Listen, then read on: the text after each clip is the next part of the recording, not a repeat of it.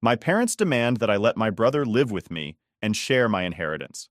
I'm 24 years old, and frankly, I feel like I'm just a walking wallet to my brother Ted, who's 25. Growing up, it was clear that our grandfather, Gary, and Ted never really got along. Gary wasn't exactly the warmest person, but Ted had his own set of issues, like breaking stuff for kicks or just dropping dishes to see how people would react. It was like he enjoyed the chaos. Despite this, it never felt like my parents held him accountable. If anything, they just chalked it up to boys being boys, which never sat right with me. This behavior wasn't something I was taught to tolerate, and I certainly don't buy into the idea that parents are always to blame for how their kids turn out. Some kids like Ted just seem wired differently. Grandpa Gary passed away when I was 18, and Ted was 19. He left everything to me: the house, his car, a decent sum of money, and even his cats. My parents got some family heirlooms and a bit of cash from his life insurance, but the bulk of his estate came to me. We don't have other relatives like cousins, and our parents don't have siblings, so it wasn't a huge shock.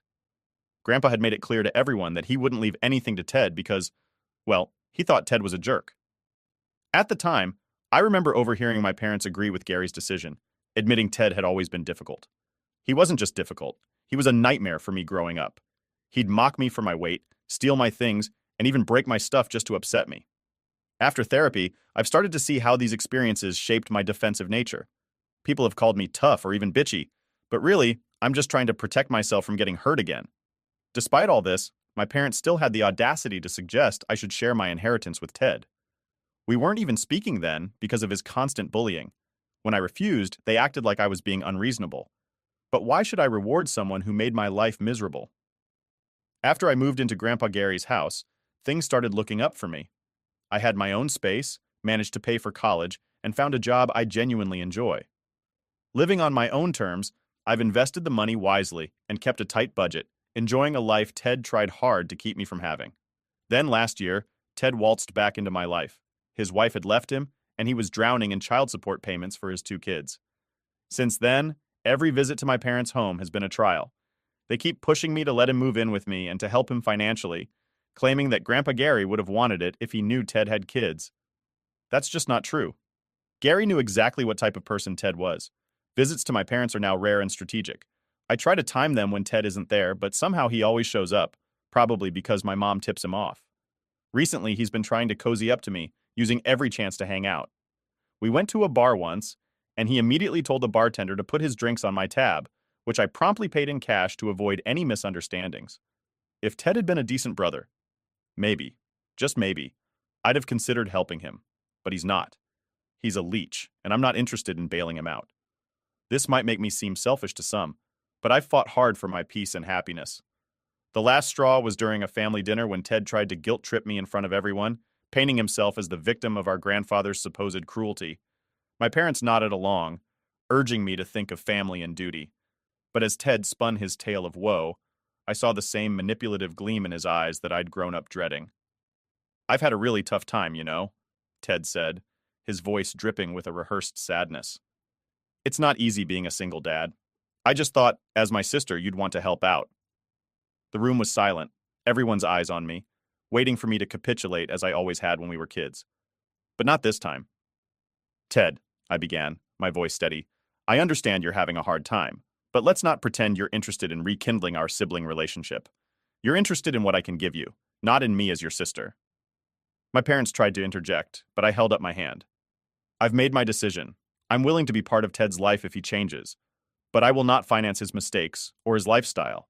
He needs to own up to his responsibilities." The evening ended with awkward goodbyes and frustrated glances. Since then, I've stood my ground, despite my parents' continued attempts to sway me. It's tough, seeing them so blinded by their favoritism towards Ted that they can't see the pain he's caused. So, here I am, seeking advice on how to handle a family that doesn't seem to value the same principles of fairness and accountability that I do. How do I maintain my boundaries without severing ties completely? Because as much as it pains me, they are still my family. But I'm tired of being the only one who seems to see Ted for who he really is, a bully who's never had to face the consequences of his actions. How do I deal with this without losing myself in the process? Now for the top comment before the update. Comment 1. You may want to put some distance between yourself and your parents. Make it clear you don't want to see Ted. If your mom texts him and he shows up, leave, then decline their next invitation. And be clear about why you don't want to see Ted. Your parents may be super resentful and say you're being a bad daughter or sister, but those feelings are theirs to deal with, not yours. It can be difficult to establish boundaries, but you can make this one. If Ted is there, you are not. Maybe a couple of years down the road, you can relax your position, especially if Ted improves himself. But for now, having him around is just causing you distress and giving him an opportunity to try too much of you. And that thing with the bar tab was seriously disrespectful. Comment 2. Weird family. You have there. What strikes me the most is how your parents keep trying to palm Ted and his issues off on you instead of helping him themselves. You say nothing the parents tried to do to help Ted modify his obnoxious behavior as a child? Work that they really try all that hard. Whatever. If your parents want Ted's debts paid, they should pay the debts themselves. You are totally right not to be sucked into your parents' efforts to force you to get Ted out of their house and support him financially. That being said, is it weird? I actually find myself feeling a little sorry for Ted. His whole life is effed because of his obnoxious personality and actions. Nobody likes him. Not his sister, his parents, his grandpa, his ex, and probably not his kids. The guy should join the military and go far, far away. And Opie responds, yeah, it's not a huge surprise. Ted has been overlooked for a bit, and they don't want to deal with him anymore. Comment 3. You seem to be handling this very well, Opie. Consider letting your parents know that you only wish to spend time with them, not Ted, that you will leave if Ted is there. They will try more than once to push the issue, but each time Ted just happens to be there, when you were told he wasn't. You walk. You remind them of the terms of contact them, and you know Ted, or you leave. Then you walk out of the house, the restaurant, the bowling alley, whatever, back to your nice life. Unless your parents really want nothing to do with you, they will be forced to compromise and see you alone. They will push the damned envelope like you cannot believe it at first, but they can't guilt you if you're not there. Leave. Opie's edit. The bar tab thing is just one example of the many things he's done to me. He's done other stuff like going into my purse before I moved out. He used to steal from me all the time. He was 19 or 21. He stole money from me the last time. The fact that he put drinks in my tab and tries to make me feel bad about my life doesn't make me love being around him. Update 1. Hi everyone. Some of you have been asking for an update, so here it is. First off, I got fantastic advice in a PM. I wrote down what I wanted to say and then informed my parents I would be over to speak with them. I outlined everything that Ted has done to me in the past, from stealing to bullying to making fun of my friends. I told them that he has not changed and I would not be including Ted in my life. Ted hasn't asked for custody of his kids and never wants to see them. He just needs money to pay back child support. He spent the money on himself. He had it. He just didn't want to spend it on kids. He didn't want anymore. I let my parents know that I have invested the money given to me and was not going to be putting it towards Ted. When I die, the money would be going to a charity and that I planned to not be a cash cow for Ted ever. My parents were not happy about that. They told me they wanted Ted out of their house. He had been doing nothing but making their lives hard. I pointed them in the direction of a page about our state's month-to-month tenant laws. They gave Ted his formal get-out papers this morning. He has 30 days to get out or they will evict him. They wanted him to stay with me to feel less guilty. They thought I might be able to show him how to straighten up, if it hasn't happened by now. I doubt it would. I told them that they had screwed up by not fixing this when I was younger, that Grandpa Gary knew the type of person Ted was and left me the money for a reason. I wasn't going to piss on Grandpa Gary's grave by saying, "Here, Ted, never learn from your mistakes." Also, I hate Ted. I don't like being near him. I tried to hang out with him a few times just to see if he could change. Nope. Now he has the legal right to do whatever he wants short of a crime, and that makes him an even bigger a-hole. I'm an adult, and I can do what I like is a terrible power for a host to have. And Ted has it in abundance. He is a legal adult and a mental child. That's a bad combination. This is not to say my family is filled with saints. I learned a long time ago that I have some issues from my upbringing. However, I have tried very hard to overcome this. If Ted was trying, I might help, but he's not trying. I did, however, contact his ex and arranged to meet up with the kids to meet them. I let her know I wanted to be involved in their life, even if it's seeing her a few times a year. She told me that Ted said I was an abusive a-hole who stole his money. I let her know my side and clarified that she didn't have to have anything to do with me if she didn't want to. I just wanted to know my family.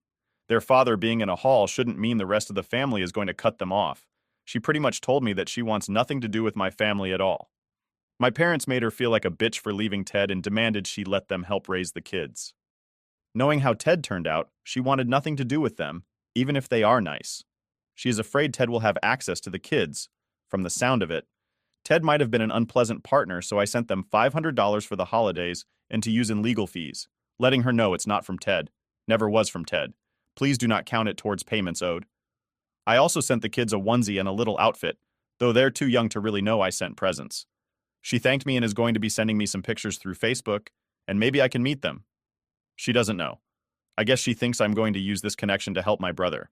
I let her know I actually want no contact with Ted, and he wasn't aware I had a Facebook. I also don't have my parents on Facebook, so it's not an issue. Hopefully I will be able to be in their life. If not, I completely understand why she might not want to. Anyway, I don't hate my parents. They have issues, but they usually are pretty cool. This has to be one of the most annoying things they ever tried to do. However, Ted getting kicked out is something I hope helps him out, as I won't be. So that's the update. Thanks for reading. Update 2. So things have seriously spiraled since my last update. Let's rewind to last week when my brother Ted decided to show up at my place completely unannounced. And guess what? He wasn't alone. He had a woman with him, someone I'd never seen before, and yep, a toddler in tow. I open the door, and there's Ted, looking like he's just lost his best friend, with this woman, Eliza, and her kid, who he introduces as Timmy. Ted lays it on thick. Hey, I know it's been rough between us, but we're in a real bind. We just need a place to stay for a few weeks, just until we sort something out. Eliza, Timmy, and I have nowhere else to go. His voice had that forced sincerity he pulls out when he wants something. I'm not buying what he's selling, not for a second. So I told them we needed to talk, but not inside my house. We stood out on the porch, me with my arms crossed, them looking all hopeful and misplaced. Ted, you can't just show up like this. And who are Eliza and Timmy? Since when do you have another kid? Ted's explanation was as shaky as a house of cards in a windstorm. He met Eliza a few months ago, and she's supposedly down on her luck, kicked out by her family, the whole 9 yards. Ted's playing the hero, which we all know is just a role he assumes when he's the one drowning. I laid it out straight for them. This isn't a temporary hostel. I can't help you. Eliza finally piped up, saying they really had nowhere to go because her family wanted nothing to do with her. I felt a twinge for her, not going to lie. I went inside, grabbed some local shelter information, and handed them a bit of cash to get by. Ted looked like he was going to explode, muttering about how cold I was. Eliza, on the other hand, seemed genuinely thankful. They left, and I was left shaking my head, wondering what in the world just happened. But the real jaw-dropper came later that night.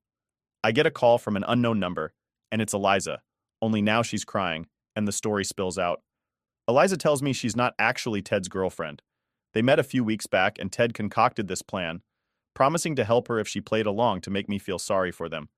The kid isn't his. She's just a struggling single mom he convinced to join his little deception. Hearing this, I was furious. But honestly, it was just so typical of Ted, always scheming. I told Eliza she wasn't at fault and that she did the right thing by calling me. I reassured her to keep away from Ted and use the shelter resources I gave her. Now Ted's calls have been coming in, but I hit the block button without a second thought. There's no room for his drama in my life anymore. But this isn't just about not wanting drama, it's about refusing to enable his toxic behavior. Since then, I've been wrestling with what to do next. The temptation to blow this whole story wide open at the next family get-together is real. I mean, should everyone know what Ted tried to pull? Part of me thinks it's necessary, just to show how far he's gone this time. But then there's that little voice asking if it's even worth stirring up more trouble. Will it change anything, or just add more stress to an already strained family relationship? And it's not just about exposing Ted or protecting myself. It's about what these constant disruptions are doing to my own mental peace. Every time I think I've set a boundary, something else comes up that tests my resolve. It's exhausting, constantly having to defend my decisions to my family, especially when it comes to Ted. So here I am, stuck between a rock and a hard place. On one hand, I want to keep my distance, preserve the peace I've built for myself. On the other hand, there's this part of me that feels obligated to fix things, or at least try to. Maybe it's because they're family, or maybe it's just that old habit of feeling responsible for the messes Ted leaves behind. Either way, it's a lot to deal with, and I find myself second-guessing my choices. Should I cut ties completely? Is there a way to maintain some sort of relationship with my parents without getting dragged back into Ted's vortex of chaos? That's where I'm at now, trying to figure out the best way to handle a situation that feels like it's constantly moving the goalposts. How do you deal with a family member who's more than just a nuisance but a genuine threat to your well-being? And how do you protect your own emotional health without completely isolating yourself from your family? Honestly, Any advice or insights would be hugely appreciated because navigating this family minefield feels more daunting by the day. What's the right move here? How do I keep my sanity in a situation that feels increasingly insane? It's a puzzle I'm still trying to solve, and any help piecing it together would be a godsend. Update 3.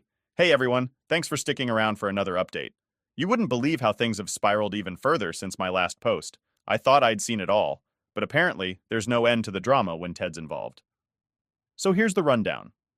Not long after the last debacle, I got a call from my parents asking me to come over for what they described as a very important family discussion. Given everything that's been going down, I was naturally a bit skeptical, but I figured maybe they were finally ready to see things from my perspective. Boy, was I wrong. I showed up at their house, and it was like walking into a surprise party that you wish you hadn't been invited to. Not only were my parents there, ready with what looked like a rehearsed list of concerns, but Ted was there too. And they had even pulled in a couple of aunts and uncles and some cousins I hadn't seen in forever. The room was tense. Everyone seemed to be tiptoeing around, avoiding eye contact until we all sat down.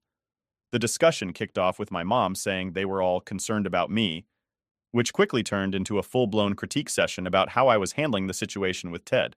According to them, I was being too harsh, not understanding enough of poor Ted's struggles.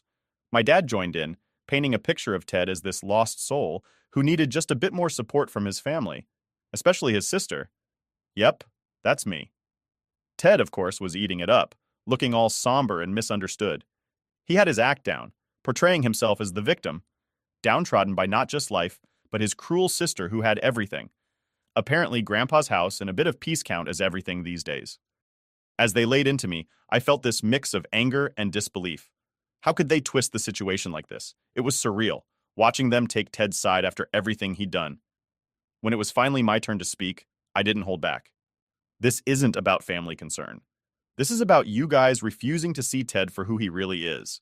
He's not just messing up because life is hard. He's actively making choices that hurt people. I'm not going to support that. I'm not going to enable him.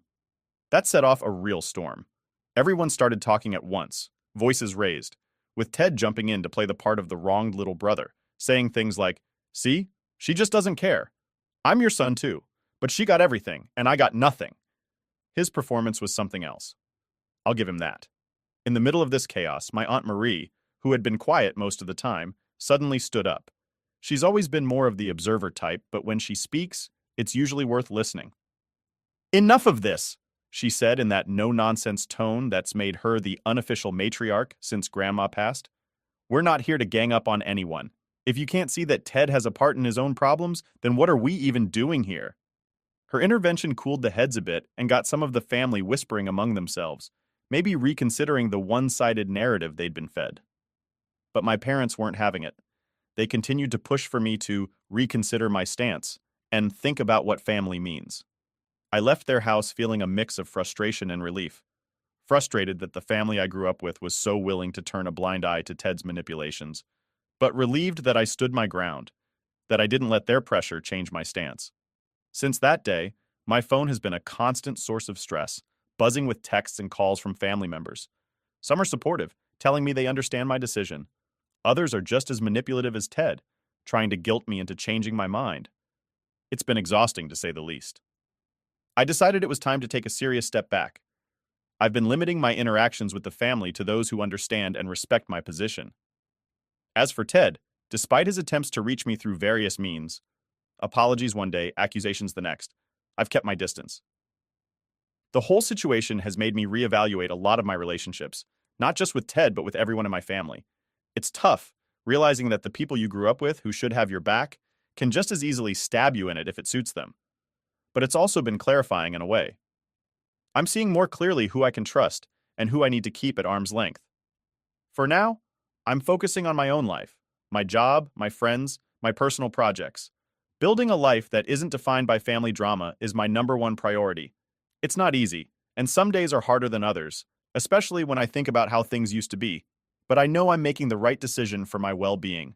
Thanks again for all the advice and support. It's been invaluable during this insane period. I'm taking things one day at a time, and while I'm not sure what the future holds with my family, I know I'm heading in a direction that's healthier for me. I'll keep you all posted as things develop, but for now, just know that I'm hanging in there, staying true to myself and trying to find peace amidst the chaos. Update 4. After that last major clash with my family, I made a conscious decision to take a big step back from all of them.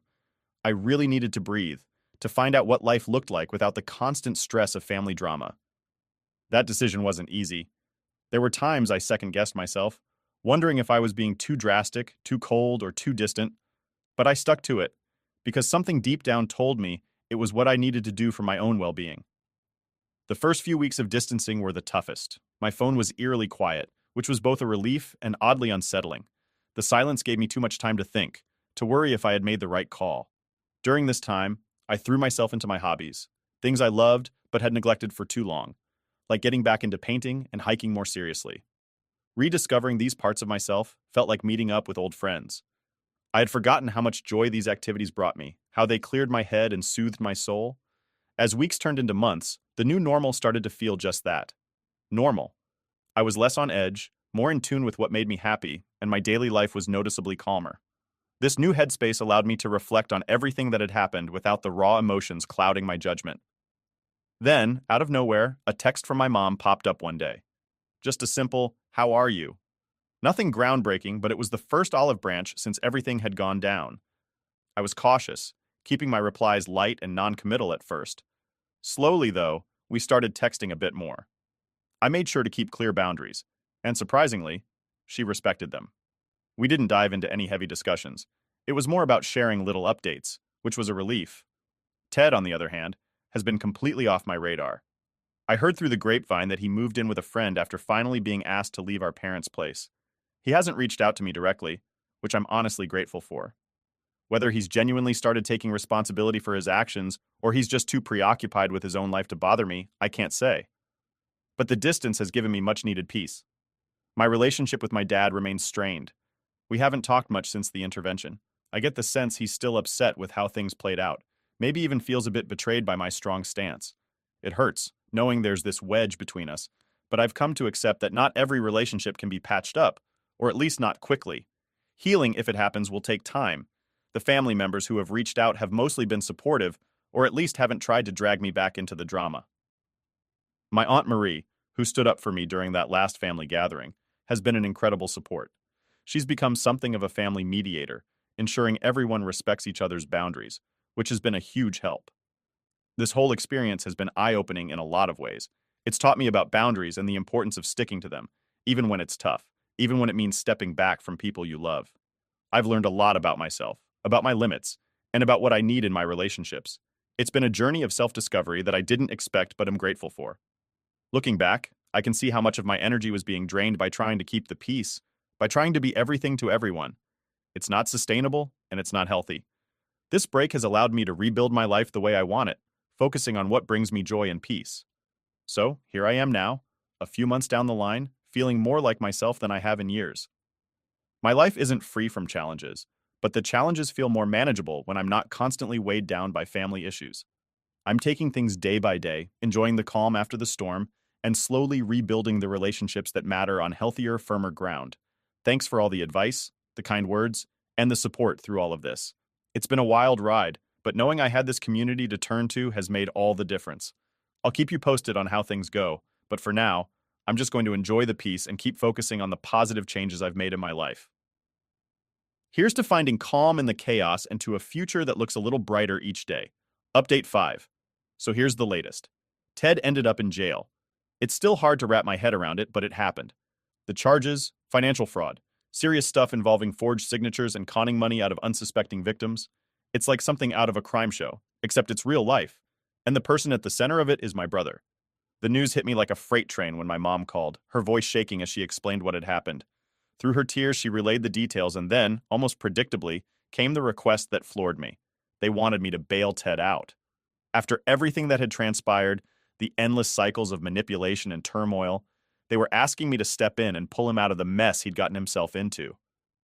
I asked my mom to give me some time to think it over, hanging up the phone with a heavy heart and a mind racing with conflicted thoughts. Part of me felt a tug of sympathy for Ted.